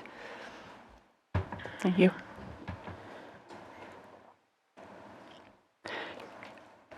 Candidate Brum, the question's yours. Thank you for giving me 1 minute to answer a question that the best minds of our generation can't agree upon the answer to. I'm going to simplify this down to a concept that we all learned as a child. We need to plant more trees. The rainforests are disappearing at the rate of 4 football fields an hour. And the rainforests act as the lung for the earth. They take in the air, they take in the bad air, and they expel oxygen and help moderate all of the negative effects of climate change. Here in the Upper Peninsula, we can't imagine places that don't have trees. But even in the Upper Peninsula, we are doing deforestation and other development. One of the gentlemen who appears in front of the commission many times remarked upon an Arbor Day celebration where you plant 1 tree and then for development you take down 40. So the city commission, the best effect you could have is to encourage every person in the city to plant at least 1 more tree and maintain it. Thank you. Candidate Plord, the question's yours. Yeah, I think that climate change is definitely an issue. Some of the things that have already been done in the city of Marquette, for example, I supported the Energy Center. When there was a lot of controversy about the Energy Center, there was some real leadership in the city of Marquette to promote and make the Energy Center happen. But what you may not realize is that it's 95% efficient and you don't see the smoke in the city as you used to see. And it's the same thing with the Shira steam plant is gone. Well, now the We Energy plant is on its way out also for the same reason. I don't know if you've noticed, but the air is absolutely cleaner already. I've definitely noticed that, and that's a help. So the city of Marquette is already doing a lot of things. I agree with planting trees. I think we should plant trees. I would support that as much as possible because they do get rid of carbon dioxide, and they do provide oxygen. We need oxygen. We have to get rid of carbon dioxide. There's a lot of different things that the city is already involved in that I would support. Candidate Ottaway, the question's yours. Yes, climate change is real. You wouldn't know it by putting your feet in Lake Superior, obviously, but it is very real. And I think that because of Lake Superior and what we have on our front doorstep, we need to do everything possible to make sure we're ensuring Marquette is safe and the people living here are safe for the long term. We've already taken steps in doing that, and I'm very happy with the tear down of both of the coal-powered power plants. I know it's something that a lot of people had the stigma that people were losing jobs it's not the truth. It's just simply not, because in the end, they were transferred to other places. But that's just one small thing that, in the end, I think is going to add up to really saving what we have in Marquette. But not jumping on anything else that anyone has said here, it's just one of those things that we need to do a better job as a city, because we have a lot more to protect. Thank you. Candidate Lorenzer, the question's yours. Yeah, we are on the front lines of the changes in the climate. It is one of the most existential threats to security to our thriving community. And I think this goes bigger than trees. This is something that we need to be cognizant about on a systematic level of government, to understand that every policy that we shape as far as energy goes will have a direct impact on our climate. You know, it was great that we had the 2 coal power plants shut down and we transitioned to natural gas, but I've heard it be, you know, the be-all and end-all for the benefit of the environment, and the fact of the matter is that we can do a lot better. Currently, renewable energy is only about 10% in the city, if that, and I think we can go further. I think we can invite renewable energy companies into the city to see how we can do better and get some consultation. I also support Marquette signing the Paris Accord so we can set an example for other municipalities to address this head on. Thank you. Candidate Bonzel, the question's yours. Well, although climate change is a global problem, all problems happen somewhere to someone. And this problem is certainly happening in our community. It's certainly a local issue that the city government needs to be proactive about. We've had 2 50-year storms in the last 3 years. Lakeshore Boulevard, the relocation, it was made even more urgent by those storms and all the damage they caused. That's going to cost $12 million. Shiras Park was badly damaged and will need to be sort of redone and relocated to be less susceptible to major storms in the future. That's going to cost $1 million. So climate change is a real cost for the city. We've already made a good start by switching from the Shiras coal plant at South Beach to the new natural gas plant at the Energy Center and the small solar farm that also exists there. That required 0 layoffs, and it will reduce emissions from energy production in the city of Marquette by about 50%. But we need to do more long-term planning for how we're going to adapt to climate change, continue to reduce emissions, and improve energy efficiency. It's, you know, we're really just getting started. Thank you. Candidate Davis, this question comes to you.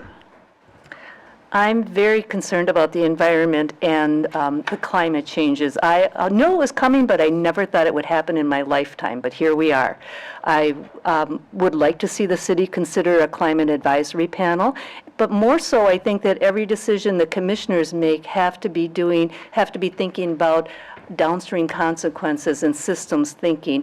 Every decision that we make, how will that affect the environment and the climate change? I already mentioned infrastructure preparation for increase in population, but infill rather than greenfill development, what's happening with our stormwater runoff, shoreline protection, encouraging small renewable energy systems in the city, those kinds of things. And I'm actually, you know, I read the 5-year plan that the city has, and I was pretty impressed with how much they have already thought about these kinds of things. The waste treatment plant took their methane that we always used to see that fire going up, and they turned it into energy. I don't know how many people even know that. So I think that the city already is working on that, but I would like to see more of that happen. Okay, thank you. And this is likely our last question for this evening, and the question, we will begin with candidate Brum. The question is, what is your experience managing large public budgets? Please provide examples. I neglected to bring an Excel spreadsheet with me, therefore I will have to verbally describe the large budgets I'm responsible for. I worked for multiple multinational corporations and managed not just one country's budget for patent, trademark, and copyright expenses, but also multiple countries in multiple currencies, and had to deal with currency effects as well as income effects. So in terms of finding my way around a spreadsheet, I'm very comfortable. In terms of the municipal aspect of the budget, I was the only candidate running last year for the commission who attended every one of the budget work sessions and plowed my way through all of the budget worksheets. And City Manager Angeli will tell you I was the only person to stand up to ask a question at a budget session. So I've not just got my own personal experience, but I've investigated for many, many hours the budget of the City of Marquette. I'm comfortable with the budget. Thank you. Candidate Plord, the question's yours. For 26 of 31 years in the Michigan Department of Corrections, I was a manager who had his own budget, so I had to manage state money. When I came to the City Commission, I also managed and helped with the City Commission. And if you want to have some real fun, come to those budget meetings. They can be very, very tedious. One thing I found out is the city knows where every penny is. I was extremely impressed. But as a city commissioner, we sat through average of 4 or 5 meetings a year. Happens every year. The budget has to be approved. And what I do is I let the experts take care of it. And then as a city commissioner, our job is to oversee and supervise. We have an outstanding finance manager and finance department, and Gary Simpson and his crew. Again, they know, and everybody, all the managers in the department know, and their departments know where every penny is. It is the city commission's job then to decide whether that money should be spent as they see. And a lot of changes are made in the budget, a lot of decisions, a lot of questions are asked, and I'm very, very good with that process then. At this point, 3 years practice. Candidate Ottaway, the question's yours. Yeah, so from a public standpoint, I am on the Downtown Development Authority. We do balance the budget for the Downtown Development Authority. Recently, I was just a part of balancing the budget for the farmers market because that falls under the DDA. We actually had to make up a $40,000 loss that the farmers market's having.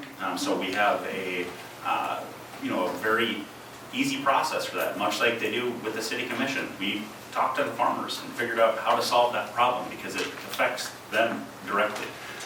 We also wanted to make sure we did as little as possible to disrupt what is going on at the farmers market because it's great. Additionally with that, recently I just was a part of the group with the DDA that awarded facade grants for all of the downtown buildings that are getting facelifts. So I'm very used to managing money and trying to figure out where it goes. And I've done it at the public level. Thank you.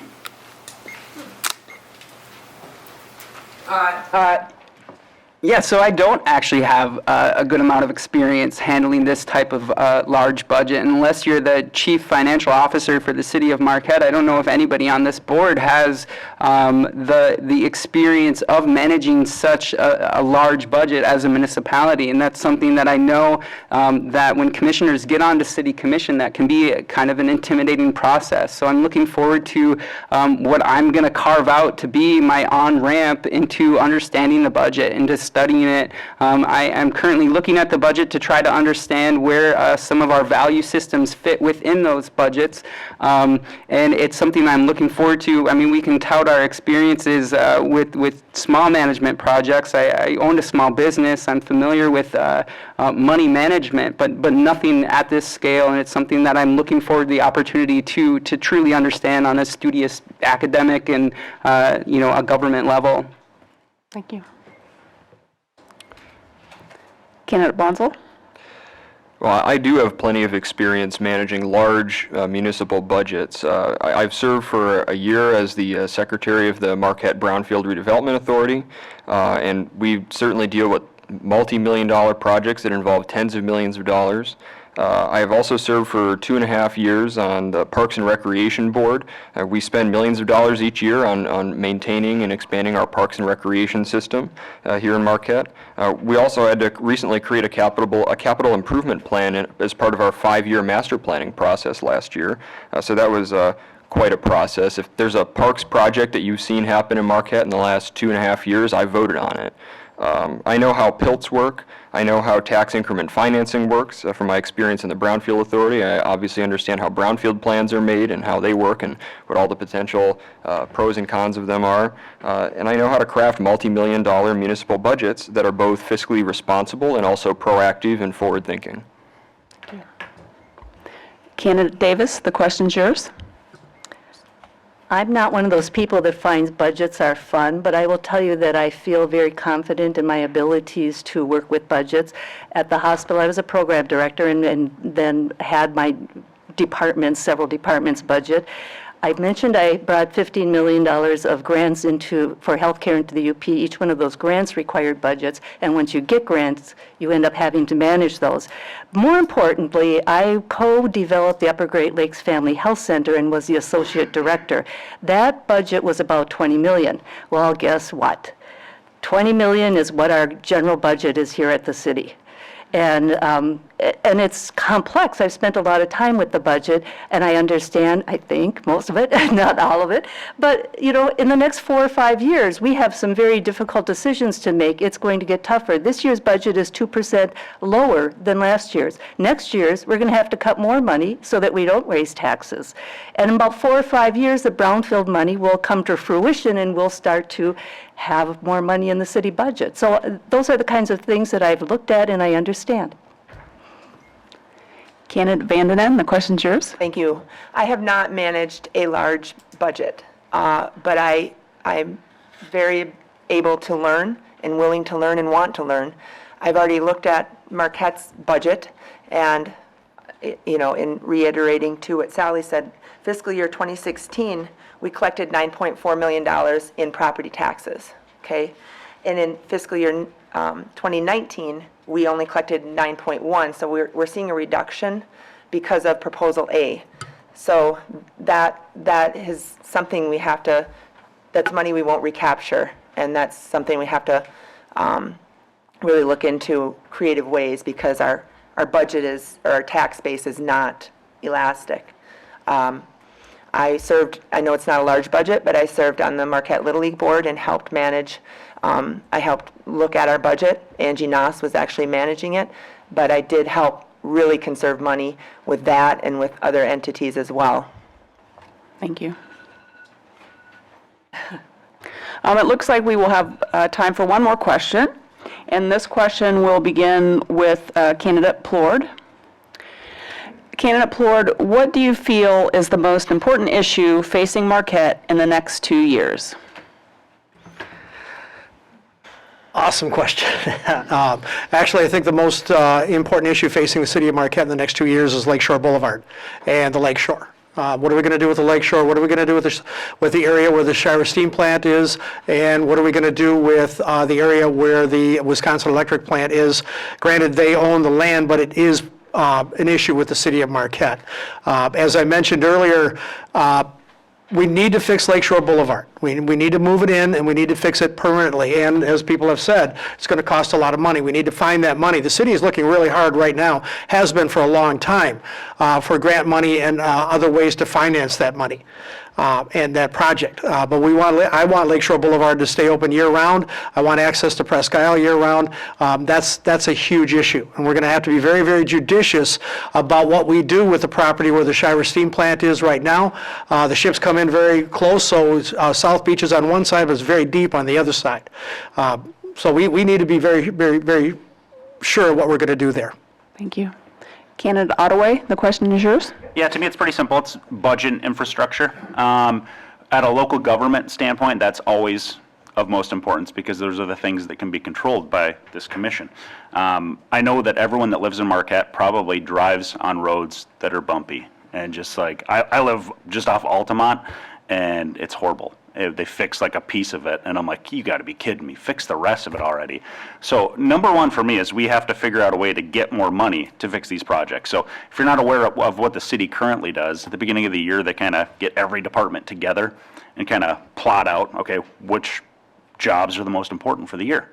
Well, a lot of times, projects like Lakeshore Boulevard come up, and the money that was going to go to Altamont Street is going to Lakeshore Boulevard now because there's grant money that's there with it. So we need to figure out a way to spend more money on our infrastructure. That is number one for me, and I hope that that's something we can accomplish, because our roads are crumbling just like the rest of the state of Michigan. Salt kills them. Thank you. Candidate Lorenzo, the question's yours. Yeah, I think just to reiterate all of that, I think we all probably agree on some of the top priorities of the city is to find ways to repurpose land to generate tax revenue that's lost from some of the big contributors in the past who've helped sustain the city. But Marquette is changing, and I believe that a big thing will be to develop a direction and identity that we can all agree upon. That's something that it's difficult to do. We think Marquette is a very unique place, but it's also really distinct from door to door, from house to house. There's so many different perspectives where what does Marquette look like in the next 20 years? So we're talking about responsible development, we're talking about shoreline and trail protection, affordable housing. These are all really big issues. I don't know if there is a number one, but if there's three, I'm ready to tackle all three of them. Candidate Bonzel, the question's yours.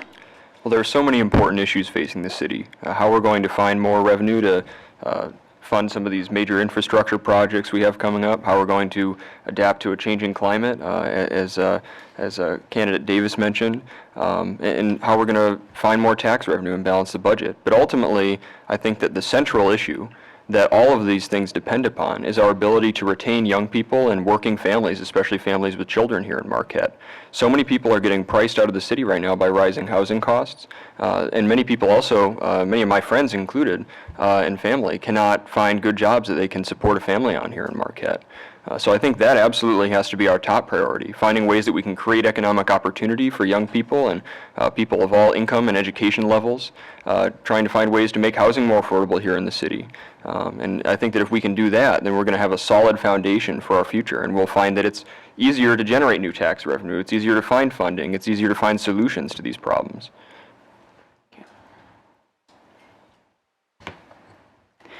Candidate Davis, the question's yours. I almost was sleepy there. Budget. It's one of the four main jobs of a commission, and I think our budget is very essential to be diligently studied, especially in the next 4 or 5 years. The lost revenue from We Energies and from tax tribunals. We'll be paying off $5.5 million in bonding this year, but we're also going to bond for $5 million. It'd be really nice to reduce some of that. That, and I believe that we really need to take a look at the vacant properties that we have and work with potential developers and businesses, and probably need to incentivize them to do what we want them to do. And we've talked about a lot of those kinds of things. And I'm going to leave it right there because so much has already been said. Thank you. Candidate Vandenen, the question's yours. So again, my big issue would be the budget, working on the budget. When I looked into the city's debt, it has spiked considerably in the last 5 years. The long-term debt of the city is at $147 million. Per capita, that's about $7,000. That means each one of us owes $7,000. So that has spiked a lot in the last 5 years. So that was one of the reasons also that I met with Mike Angeli to ask him questions about that. And what he explained to me is he doesn't see it as being an infinite spending, that right now there's a spike in spending because of the infrastructure we're seeing around town with pipes being redone and different costs. For example, the hospital. So the city had to pay for the roundabout near the hospital and pay for the new municipal building, but the hospital is currently paying us back. That's separate from the abatement that the hospital got. So we are being reimbursed currently for those. So I like looking into these issues. That's all I have time for. Candidate Brum? The issues that my colleagues have come up with about the lake shore, long-term development, reducing debt have already been discussed in great detail. My number one concern for the next 2 years is to spend time and effort in attracting new businesses to come to Marquette that will provide a more stable, diverse workforce, more opportunities for jobs for young, old, medium people, and more opportunities to put Marquette on the map as a destination place, not just for tourism, but for small businesses. The isolation I grew up with here in Marquette has been alleviated by the internet, and even Federal Express can come to your doorway. But we spend a great deal of time on environmental advertising, and I believe we need to switch gears in the next 2 years and spend our time on economical advertising, telling people Marquette is a great place to build your business. Thank you. Thank you. We've come to the final minutes of the Marquette City Commission Candidate Forum, where each of our candidates will be given 2 minutes to make a closing statement. Our 2 candidates that were not able to attend have submitted written statements, so I will begin this part of the forum by reading the statements submitted by candidates Barrett Engel and Cody Mayer. The first statement is from candidate Engel, and I will be reading the statement as was submitted. I would like to thank the League of Women Voters for the opportunity to speak during this candidate forum. I wish I could have been in attendance, but I had a work conflict. I have grown up in a family that has tried to give back to our community: volunteers, Masons, Shriners, labor unions, athletics, music, arts, and culture. It is who I am, and I wish to make the City Commission a part of that. I am running for City Commission because I want to be a servant to the constituents of the City of Marquette. I will fight for affordable housing, properly maintained parks, fields, and rinks, and opportunities for our youth to find careers in our community. I aim to keep Marquette as the best town to raise a family. I think the city should be looking to find new revenue streams, such as legislating sales of marijuana. We must also find solutions to the homelessness issues that we face. By providing those individuals with opportunities of shelter, a warm meal, counselors, and job training, they can pull themselves up and become valuable members of our workforce. Thank you again, and I hope you will consider me for your next Marquette City Commissioner, Barrett Engel. That concludes the statement as submitted by candidate Engel. The next statement was submitted by candidate Mayer, and I need to mention that the statement was written in third person, but I will be reading the statement as it was submitted. Good evening. First off, Cody would like to thank the organizers and moderators for putting this event on. What an excellent opportunity for city residents to hear from their city commission candidates. Cody planned on attending this forum, but service calls and he is currently away on military orders. He was born in Sault Ste. Marie, Michigan, and is a member of the Sioux tribe of Chippewa Indians. Mayer married the love of his life and his high school sweetheart, Ashley Mayer. Cody and his wife Ashley are both Marquette residents. He is currently a senior at NMU, double majoring in economics and public administration. Cody has devoted his life to serving his community and country, which is why at 17 years old he enlisted into Michigan Army National Guard. He has been an enlisted soldier for almost 5 years now and currently holds the rank of sergeant. Cody is a youth leader in the community as the student body president of Northern Michigan University, representing and leading over 7,000 students, while working closely with faculty and administrators on numerous committees. As president, he has focused on 4 key areas: youth voice, voting rights, assisting NMU's veteran students, campus mental health, and connecting NMU with the Marquette community. Cody is committed to serving our community and is a youth leader who knows how to get things done. It is time for the next generation of leadership. Write in Cody Mayer for City Commission this August primary. That concludes the statement as submitted by candidate Mayer. We'll now proceed with the candidates present for their 2-minute statements, and we will begin with candidate Ottaway. Thank you to, is this on? Okay. Thank you to everyone in attendance here. This is my 3rd or 4th League of Women Voters Forum, and I have to say, like I said, this is the biggest group we've had. Also, probably the best set of questions. I think Mike and Margaret, who have done this before, would probably agree. Some really great questions. I also want to thank the other candidates that are here. It's great to see such a good turnout, and Darlene, I want to thank you and the rest of the league also for putting this on. Great thing, and I hope we continue to do it in every forum we get and every chance we have, every time we have an election. It's huge. Usually I prepare a statement. I've done that the last 3 years, and it's just kind of, I'd rather, I've ran 3 times in a row. And what I've learned over the last 3 years is, to me, it's all about wanting to give back to the community. We have a group of people up here that are all wanting to give back to the community. I currently serve on 2 boards. We have numerous other people that are serving on boards. It's a tough thing. It's tough to want to put the time and effort and to do this, and I'm just so happy to see how much interest we have. As somebody that, like I said, is going to continue running and running and running, I'm just glad to see that there's interest. And along the way, I'm learning a lot, honestly. I'm on the DDA, I'm on the Board of Zoning Appeals, like I said. I'm married with a wife, 3 kids. They take up a lot of my time. Do I think I'd be a really good city commissioner? I do. I think I have a lot of experience that a lot of people that are sitting up here maybe don't have, but they have experience that I don't have. So I can't say that there's a bad choice up here, and I never would do that. I think that Marquette's going to be in a really good place for the next few years after this election, and I'm just happy to be a part of it. Very cordial. Nobody's arguing. It's awesome. But I can tell you, if you elect me, I will do as good as I possibly can, and I will be sympathetic, empathetic, and listen to you. That's what it's all about. Thank you.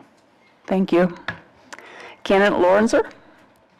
Yeah, thank you to the League of Women Voters for hosting this forum and everybody who came out tonight. So I've learned a few things about government and politics in the past several years, and the first one was taught to me by my father, and the second one was taught to me by State Representative Sarah Kabenzi. When I started to run, when I announced my candidacy for Marquette City Commission, my dad told me, he advised me, he said, Andrew, I want you to concentrate on 4 things. I want you to celebrate others, do big good things, speak up, and say thank you. And so that's a philosophy that I hope that has turned into my campaign mantra, which I hope to bring to City Commission, because I believe when you are elected to public office, you do not ascend above a constituency, but rather you become a representative of people to advocate on their behalf. And it's very similar to what Sarah Kabenzi taught me, and she learned it from her father, is that when you step into the political realm, you do not step up. You humble yourself and you step down. And I want to take that level of servitude, that real value of servitude, and bring it to Marquette City Commission, because I've lived in this city my entire life for 3 decades, and there's no other city on the planet that I value more than Marquette, Michigan. There's no other city about which I'm more passionate. This is the love of my life. That's what our campaign has revolved around, and I'm so encouraged by this panel because no one person knows what we all know together, and so I'm going to value these perspectives, hopefully, if I'm so honored to be elected. Currently, where I am in my life right now, if you, on August 6th and November 5th, if I'm so honored to be elected, it will be the honor of my life. And I'm looking forward to having your support so I can then in turn support you. Thank you. Thank you. Candidate Bonzo? First of all, thank you to the League, to both of you, to my fellow candidates, and to everybody here who attended and asked questions tonight. I'm running for Marquette City Commission because we are at a critical moment in our city's history. In the next 5 years, the City Commission is going to have to make many very important decisions that will impact our community for the next 50 years. And my generation is going to have to live with the consequences of those decisions for the longest. We need to determine together what the future is going to look like in Marquette. We're lucky to have a city that people want to invest in, but we need to make sure that we remain a city that people can live in. Young people and working families are our future, and we need to do everything we can to deal with rapidly rising housing costs that are pricing them out of the city. That means improving our zoning code to encourage affordable housing development and working with developers to make sure that redevelopment of vacant properties like Cliffs Dow and the hospital adds to the supply of low and middle income housing here in the city. We also need to recognize that condos and tourism alone are not an economic development strategy. We need to diversify our economy by building a skilled workforce and attracting new industries like advanced manufacturing, tech, and cybersecurity that can provide good jobs and allow people to stay here in Marquette. As we grow and develop, though, we also need to preserve the unique assets that make people want to live here in the first place. Our lakeshore, trails, forest lands, our downtown, our affordable cost of living. And we need to be much more proactive about engaging the public in decisions about the city's future. As a commissioner, I would provide a fresh perspective and new ideas, but also experience and knowledge of how city government works. If you also believe that Marquette can grow without pushing people out, that we can preserve our unique qualities and cherish our history while also embracing the future, then I would be honored to have your vote on August 6th. I was born here, I grew up here, I've served here, and now I'm asking you to give me the chance to continue serving my hometown as your next city commissioner.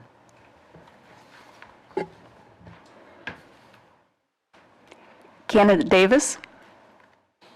Well, I'll start by saying this has been a great learning process running for the city commission. It's a little more complex, but it's there's no loss when you learn a lot of things. But I want to tell you a little bit about how I operate. And first, I'm very detailed when it comes to knowing the charter and the policies and all the different planning. And I've lived in healthcare, and that's where it comes from, and having been responsible for some of the compliance with accrediting agencies, and I have a great deal of respect for all of that. At the same time, I thrive very much on innovation and creativity. I have a little bit of a fine arts background, some of you know that. And in grant writing, you don't succeed unless you are innovative and creative, because there's no sense in funding a program that's not. So I really like solving problems in a group setting and with creativity and innovation. Second, I really seek to understand all sides of an issue, and I really work hard at this. I know if I have an opinion, I need to go and find others on the opposite side of this, and I really will work to do that, and I'll seek out all sides of an issue. And sometimes that means that I will have to represent the community when I'm not real sure that that's what I want for myself. I get that, and I know how to represent the community when that's what the greater majority think. So I'm not here to represent any particular group or any particular interest. I have a lot of interests, and I feel that I'm pretty informed on city issues. I'm an independent thinker and who has a strong history of leadership and commitment to the community. And now I'd say that your job as a community citizen is to let commissioners know where you stand on different issues. And your job in the next couple months is to take a look at each one of us and see who you want to represent you, who has the talents, the leadership, and the skills, and the values that you want to represent you. So with that, I wish you all the best of luck. Candidate Vendenen? So I'd like to start by saying that I've enjoyed running so far. It's been a great experience, and I'm very glad I did it. I'd also like to just touch on a few things about that I didn't get a chance to touch on before because we had a 1-minute constraint. So back to the homelessness, I have met with people that are on the boards for the warming center and Room at the Inn, and one of the things I learned from them is in order to help the homeless population, we also have to help employ them. And it's very difficult for a person to maintain and hold a job if they're couch surfing or if they don't have a place to live. So first we had to help them get jobs. That's one thing I wanted to mention before, and I didn't have time. And that's where, that's one of my thought processes on that. So, and why I'm running, I've had people ask why I'm running. I don't have a specific axe to grind or anything like that. I don't have any biases or disclosures. I feel that being on the Traffic Advisory Committee for 5 years, that it's the next step, and I really want a chance to do more for my city and be more involved in decisions that are being made when I see something that I wonder about, like I wondered about in One Marquette Place. And so I'd like to be more involved with those decisions, and I really am grateful for the chance and the opportunity to do it. So thank you very much, and thank you to the League. One other quick thing is a friend of mine who's a citizen of Marquette asked, well, Nina, do you have time for this because you're involved in a lot of other things? And I do have time for it. So in case people are wondering, I will make plenty of time for this. Thank you. Thank you. Candidate Brum? My name is Margaret Brum, and I want you to vote for me. Let's get that out of the way first. I want you to vote for me. I'm not here for personal development. I'm not here for another experience. I'm not here for a stepping stone to another job. Marquette is my home. I want to sit on the commission. I go to all the commission meetings now, and as valuable as a voice as I am to the community, without a vote in the commission, I really can't effectuate the change that I feel needs to happen. So bottom line is, when you think of me, remember I said, vote for me. That being said, there's some random things I want to leave you with because we've talked about so much tonight. Several of my colleagues have been endorsed by the local union board, which is great. I myself was a member of Local 4950 of the United Steelworkers of America when I worked at the Empire Mine, so I too have a background in unions. And union jobs mean union benefits, mean union pensions. I'm a strong supporter of unions. When my mother joined the first nurses union at St. Luke's Hospital, her starting salary as a nurse with 20 years experience was $4.50. I know what unions can do. Number two, I'm a chemical engineer by training. That means I'm a practical environmentalist. That means when I say plant trees, it's not because I want to go out there and sing to them. It's because trees work. They've worked from the beginning of time to make things better. So plant trees. Number three, I'm on the wastewater advisory board because I understand pipes and I understand sewage and I understand you have to invest in it. If you don't invest in it, nobody's going to want to live and play in your community. It's very important to me and I take it seriously.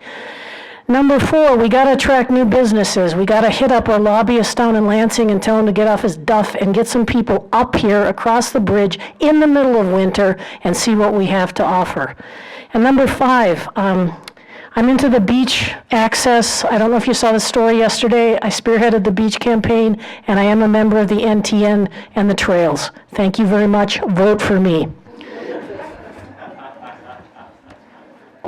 Thank you. Candidate Pord? Thank you. I love the shameless pandering. I'm going to do the same thing. I'm going to ask you to vote for me as well.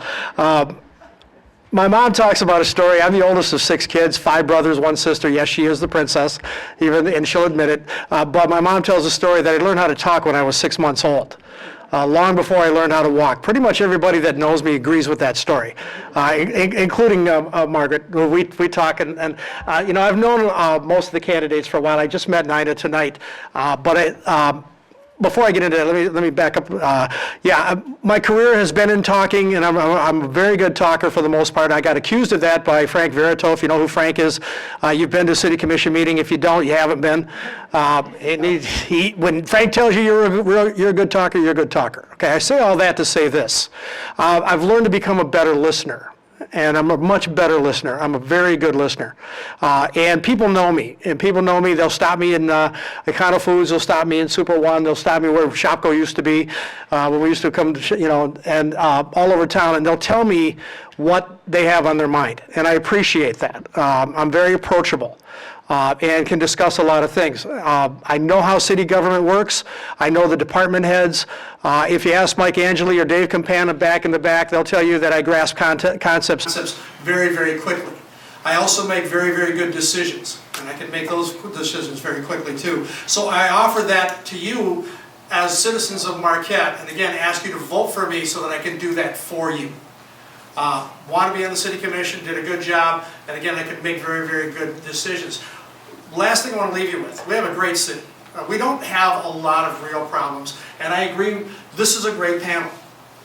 We're very fortunate to have the people that are sitting here wanting to serve the city of Marquette in the way that they want to serve it. They're sincere, so you can't lose. Thank you. I'm going to take a risk here and have you, because these folks worked really hard here tonight. And I have a little bit more to say at the end, but I just want you all to give this group a round of applause.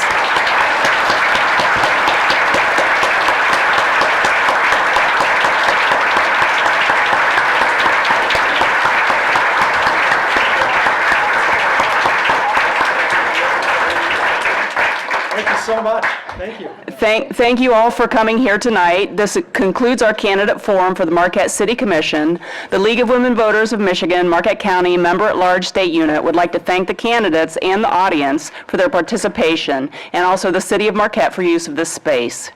Before ending tonight, we of the League of Women Voters would like to remind the audience that if you found this forum informative and you believe that voter participation is not a spectator sport, we urge you to join us. We're always open to new members, and there are membership forms available out there in the hallway if you'd like one. For further information on the upcoming election, I encourage you to go to our online voter guide at vote411.org, and remember to get out there and vote on August 6th. Your vote is very important. So thank you to all of you, and thank you for being here tonight.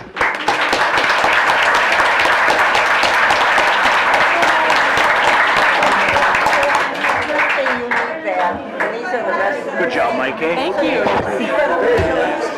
Yeah, there were so many. I know, my goodness. It did, yeah.